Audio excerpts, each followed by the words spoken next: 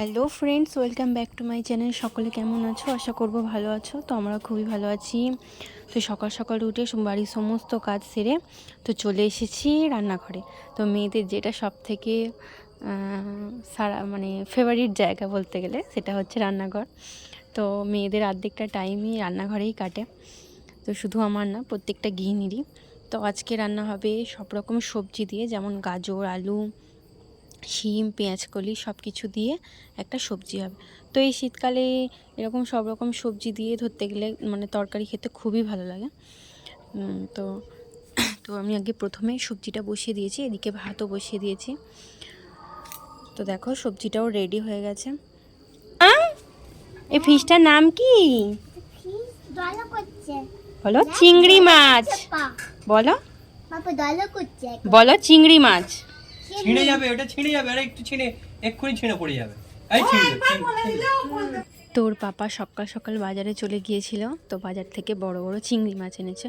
তো সোনামা সেগুলো নিয়েই পড়েছে। তো আমি মা ওগুলো বেছে ধুয়ে রেডি করে দিচ্ছে, আমি শুধু রান্না করব। তো আজকে হবে চিংড়ি মাছের মালাইকারি। তো তার জন্য চিংড়ি মাছগুলো প্রথমে ভেজে নিয়েছি, তারপরে একটু মশলাটা বানিয়ে নিচ্ছি। যেমন এর মধ্যে পেঁয়াজ, আদা, রসুন সব কিছু পেস্ট করে দিয়ে তারপরে টক দই ফাটানো ওটাও দিয়ে ভালোভাবে নেড়ে নিচ্ছি। তো কিছু বাদামও বেটে দিয়ে দিয়েছি, ফ্রিজেই ছিল বাটা। তো এত বড় বড় মাছগুলো দেখে খুবই খুশি হয়েছে। তো হাতে করে নিয়ে ওই জন্য দেখাচ্ছে, মা এটা কী? তো দেখো, কথা বলতে বলতে আমার চিংড়ি মাছের মালাইকারিও রেডি। তো কালারটা কত সুন্দর এসেছে, তাই না? তো তারপর খাওয়া দাওয়া করে রেস্ট নিয়ে হঠাৎ খেতে ইচ্ছা করেছে, আজকে পিঠে খাবে। তো তার জন্য এটা সরু চাকলির পিঠে।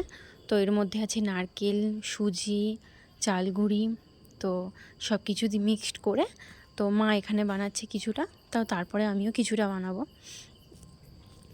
তো এই শীতের সময় এরকম পিঠে খেতে খুবই ভালো লাগে। তো তোমাদের মধ্যে কার কার এরকম পিঠে খেতে ভালো লাগে অবশ্যই কমেন্টে জানিও।